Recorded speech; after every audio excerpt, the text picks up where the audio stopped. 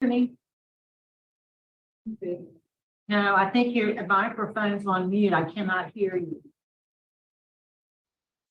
There you go. You by yourself? Yes, ma'am. Okay. Well, we'll just go ahead and get started. Sir, tell us your name, DOC number. Millard Anthony, 384894. Yep, this is wrong. 3848. All right, your case has been assigned to me, Mr. Anthony, so I'm just going to dive right in. I'm going to ask you about some identifying information and we'll have a conversation. Yes, So, ma'am. Mr. Anthony, you're classified as a 6th felony offender. You're currently serving a 13-year, 3-month, 7-day sentence. And these are your offenses: theft, illegal possession of stolen things, simple burglary. And then you have a 2022 conviction, illegal possession of stolen things, possession of a firearm by a convicted felon, and illegal possession of stolen things. Your parole eligibility is May 14, 2023. You have a good time date, June 1st, 2024. Your full term is in 2032. Does all that sound correct to you, sir? Ma'am, what did you say my release date was? Good time is June 1st, 2024. Okay, yes, ma'am.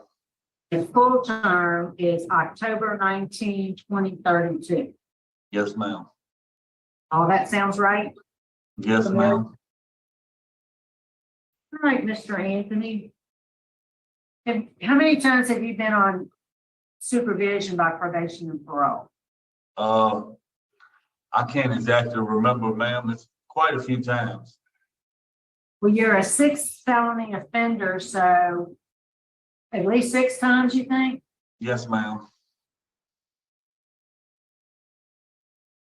How many times you been revoked? Quite a few. So what's it going to take? I mean, it looks like you were, let me look real quick.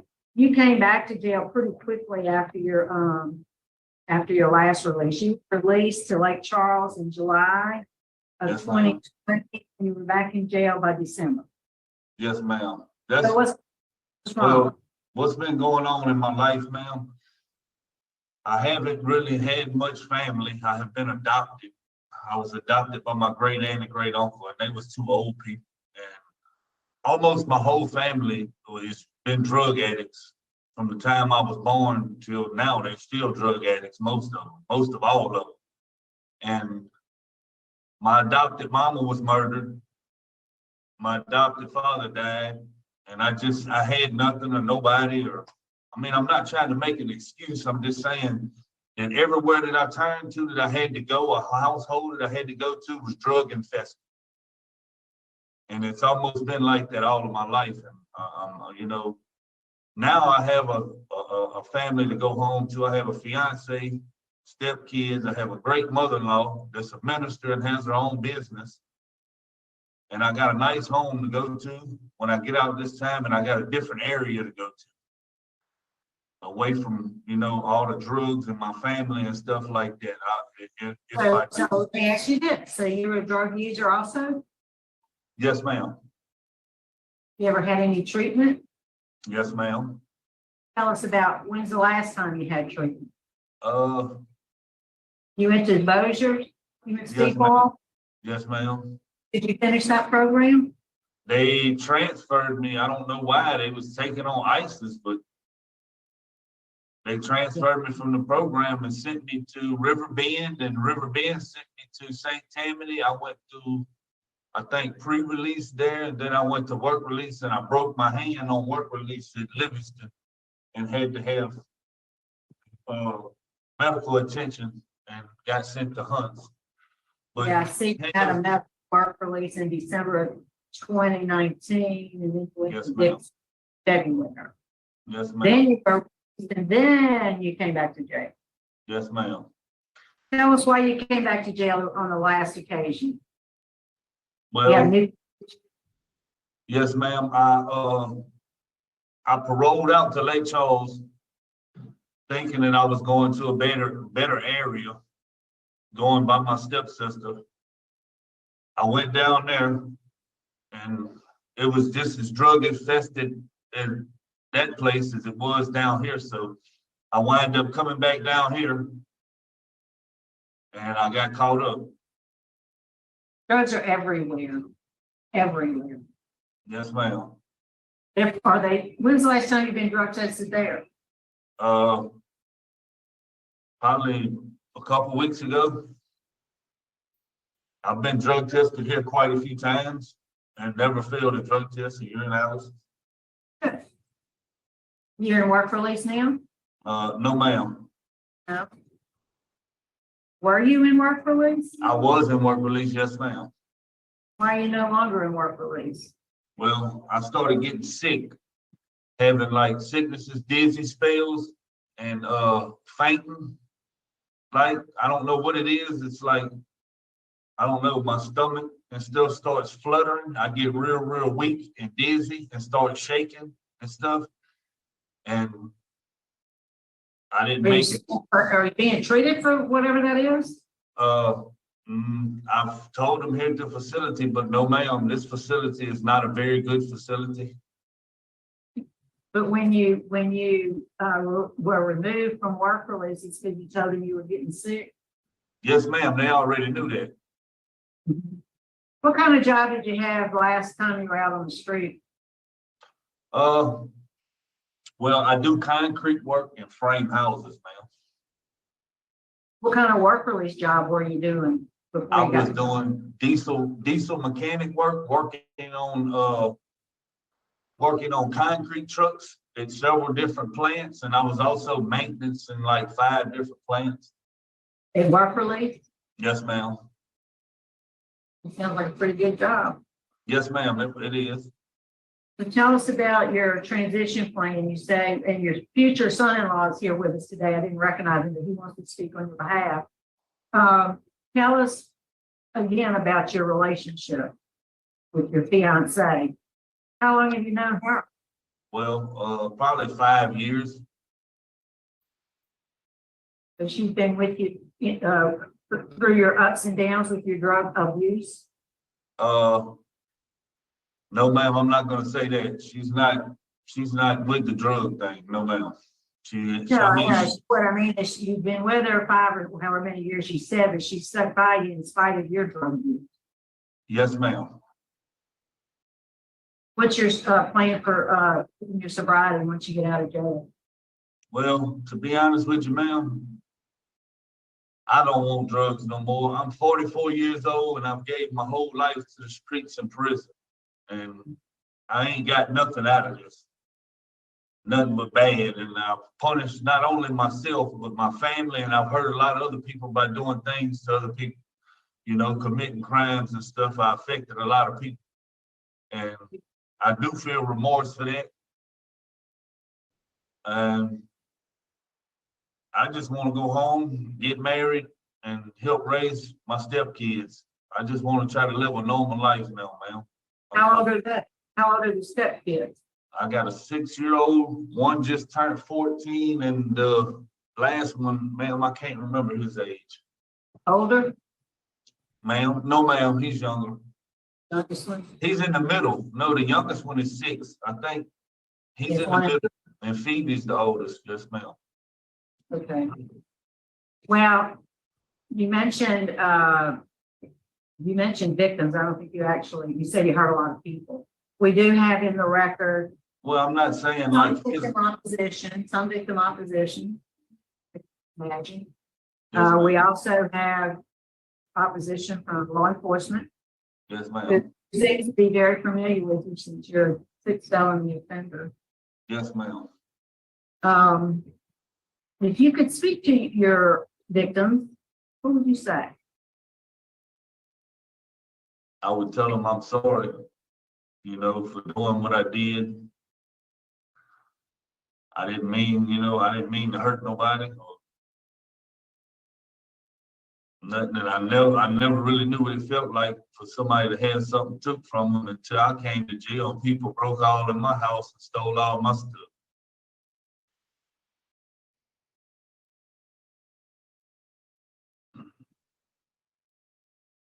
Tell you what, we want to hear from Francis Steele. Yes, ma'am. Francis.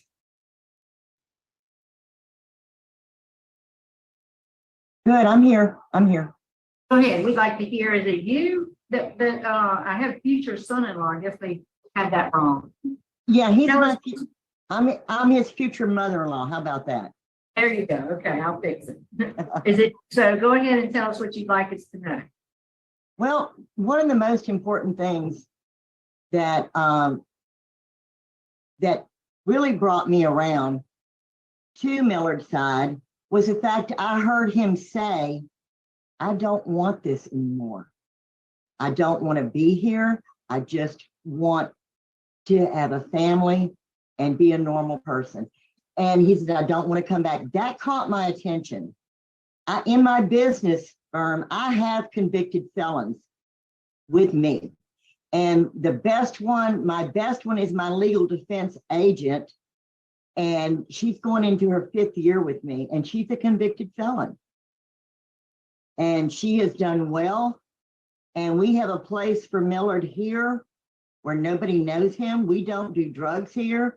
We work here and we go to church here. And there's no playtime here. And I would not be willing to allow my grandchildren in his presence if I didn't believe the man could be a good influence on them. But I do believe that. I think if he's taken away from the areas down there, and as you said correctly, drugs are everywhere, but we are big proponents on non-drug use. And with my grandchildren and his will be his stepchildren, I have 25 grandchildren and 14 greats. So I'm into this drug thing big time. And my position in the community, I defend clients before the IRS for income tax problems. That's what I do for a living. That is what my firm is. I'm an enrolled agent. And I've been background checked by the government 4 times and passed all 4 tests. But I firmly believe this, to me, I'm 66 years old. So Millard to me is a young man, but I believe this young man can do it.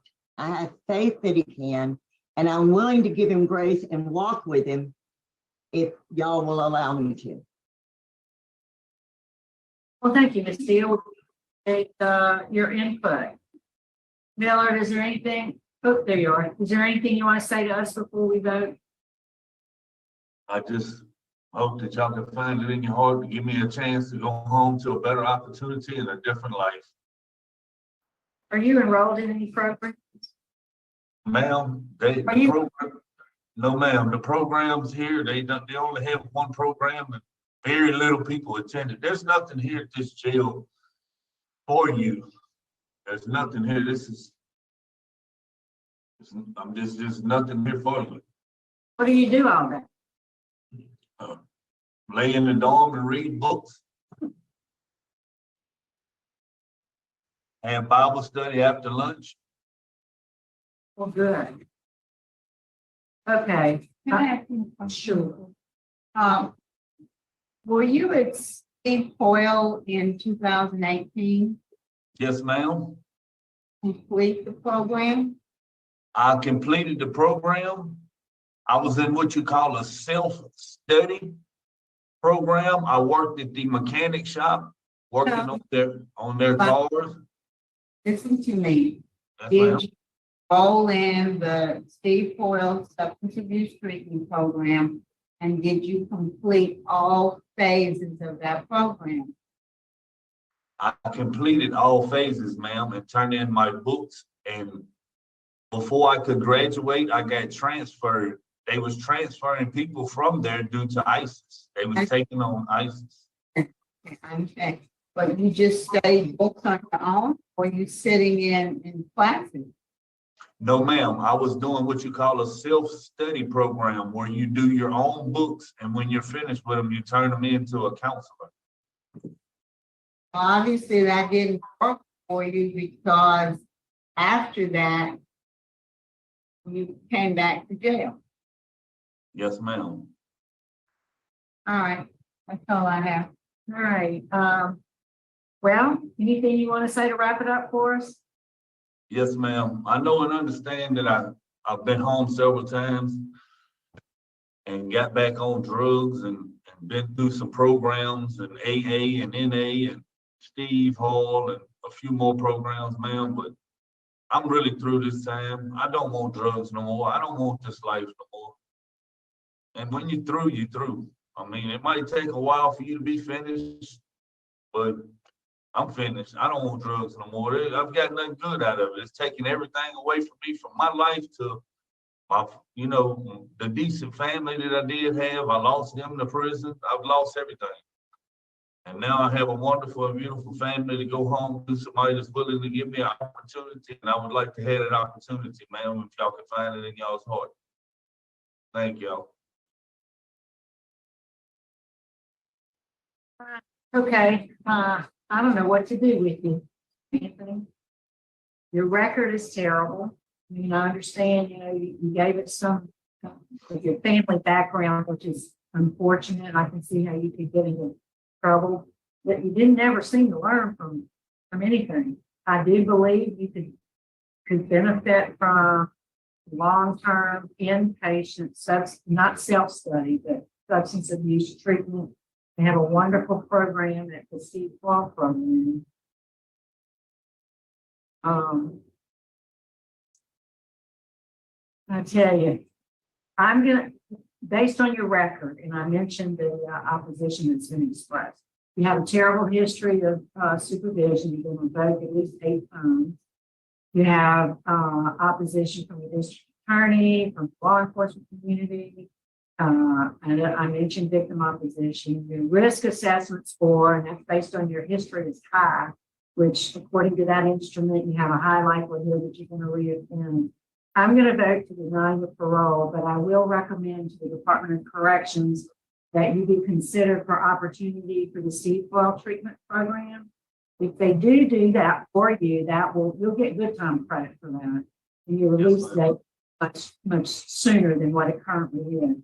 But my vote today is to deny for all the reasons I just stated. I will make that recommendation. Mr. Rusher. Thank you, Madam Chairman. Mr. Anthony, my vote is the same for the same reason. Mrs. Jackson. I concur with my colleagues. My vote is and deny and to recommend Steve Hoyle treatment. All right, sir. Mr. Anthony, good luck to you. If you denied this morning, if you get the program, sit on the front row. Good luck. Yes,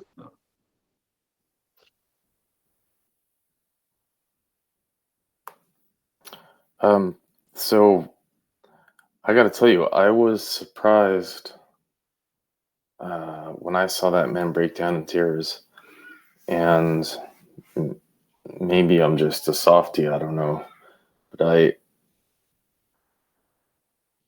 I have a feeling that he doesn't cry, or at least not in front of other people very often. But what triggered it, maybe I think it was his future mother-in-law just speaking positively about him, and sometimes people just need people to believe in them. He may have grown up most of life, he's orphaned and going through so much pain and suffering, and deep down in even the roughest and toughest people, there is oftentimes a child within them, their inner child, and just pain. And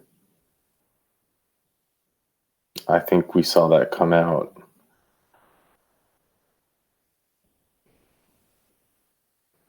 Yeah, I don't blame the board for making their decision. And really, it's scary to think.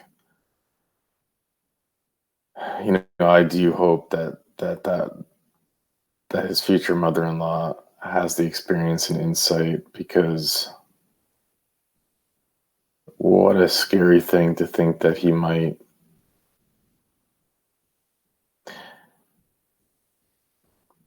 You know, it seemed that all his crimes were like, you know, he did have an armed robbery, but most of it was robbery, I think. But still 8 felonies. I mean, you're a bad dude when you're doing that. And his head tattoo does not do him any favors, and his beard does not do him any favors. But you know, there are certain people, he looks scary, but I think the takeaway is that he doesn't give me that scary vibe, as scary as he looks, while there are other people that can look clean cut and be attractive, but are much scarier, right? Like, we've seen a few of them on this show, on this. So I think that that's just my, you know, food for thought, my opinion. I need to go, but tell me if I'm crazy in the comment section.